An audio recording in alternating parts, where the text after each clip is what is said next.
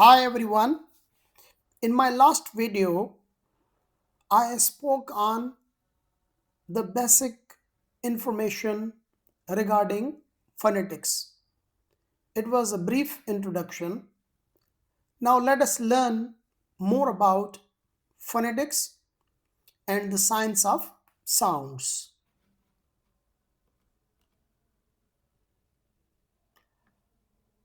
You already know that in normal alphabet, the letters are divided into two parts, vowels and consonants. But in phonetic alphabet, the symbols of phonetics are divided into vowels, consonants, and diphthongs. So we will be learning them one by one. Let's start first with consonants. And what is a consonant sound? A speech sound produced by obstructing the breath through the mouth, teeth, tongue, or lips and combined with a vowel to form a syllable like b, s, d, f, and g. Now, consonants themselves are a single consonant itself cannot make a sound. Whenever we say a consonant, there is always a vowel sound in it. If I take the first example, that is this, as the letter I will say B. So B itself has E. So without E, B cannot be pronounced. If I say second one as the letter, it is C, D, F, G. But when I say them like this, they are letters. But when they become the spoken part of a spoken language, we call them sounds. So in sounds, I will be articulating them like b, s, d, f, and g. So there are different types of consonants, and the place of our mouth is different to articulate them. So let us learn more about the consonants. So in a spoken language, the consonants we have, these are 24. So in our spoken language, we have 24 consonants, and these 24 consonants are divided into three categories or three types. The first one is voiced, unvoiced, and others.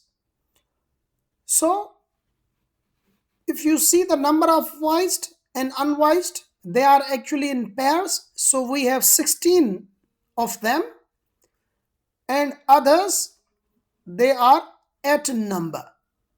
So what are the voiced, unvoiced, and others? Let's learn. What is a voiced consonant? The voiced consonant is the one when we articulate it, we feel vibration in our throat. So if you feel the vibration in your throat while pronouncing or articulating or uttering a voiced consonant, you will feel like vibration.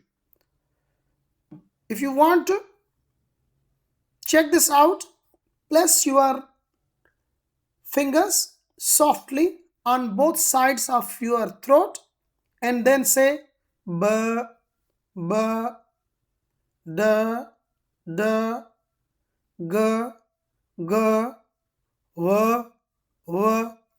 So you will feel vibration.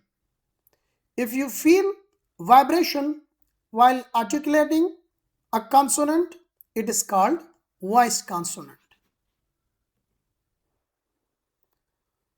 Then another group of consonants we have, they are called unvoiced or voiceless, whatever the name you prefer to call them. When we articulate an unvoiced consonant, we don't have a feeling of vibration in our throat. Mostly when we say them, either we feel the hissing sound, or we will have to check what is the place of they are articulating. So a consonant, while articulating it, does not create a vocal cord effect, means vibration in your throat, so you call it a voiceless consonant. So what are the voiceless consonant? Let us take a few of them as example. The first one is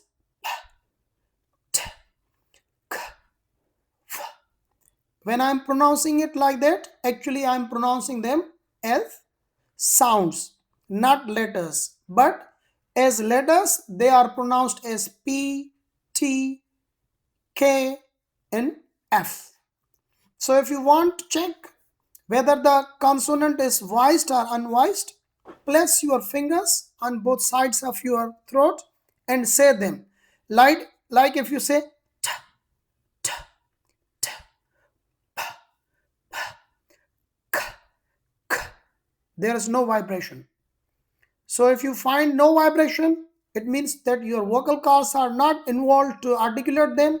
And when vocal cords are not involved to articulate a consonant, it is considered as a voiceless consonant. Now, how should we? Let us make a little test. Maybe the things are not clear still for some of my listeners or viewers. If you want to check whether the consonant is voiced or unvoiced, I once again remind you, for a voiced consonant, we use vocal cords, and when we use vocal cords, there's a vibration in our throat, and when we articulate a voiceless consonant or unvoiced consonant, there is no use of vocal cords, so we don't feel any kind of vibration. Simply we feel the pass of air and a hissing sound. So let us test it. Place your fingers gently on both sides of your throat and then say zzz, zzz, zzz. Do you feel the vibration?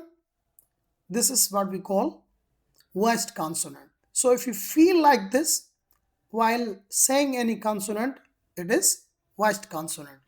And now you place again in the same position, place your hand on your throat and now say s, s, s, like a snake. There is no any vibration in my throat.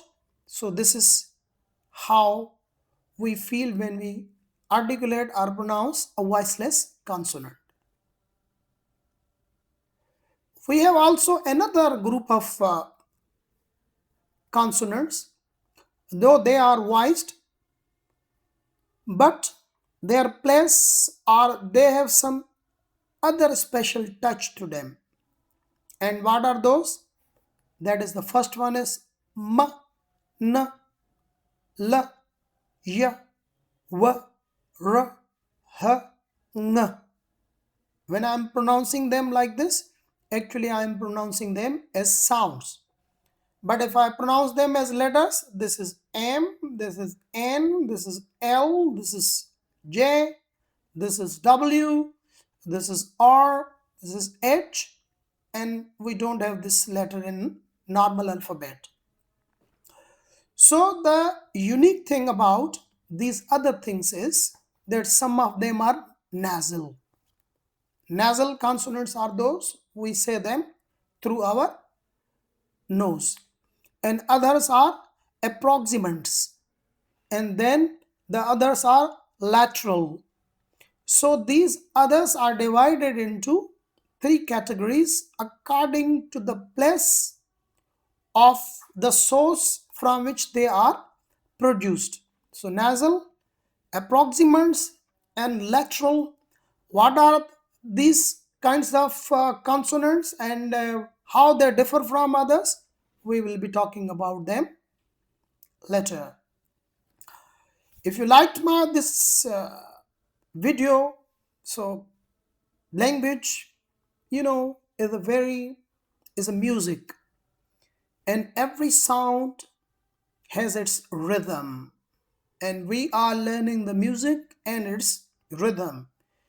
If you liked this, hit that like button, subscribe, and let's keep exploring the sounds of the world, one buzz at a time. To be continued. Until then, bye bye.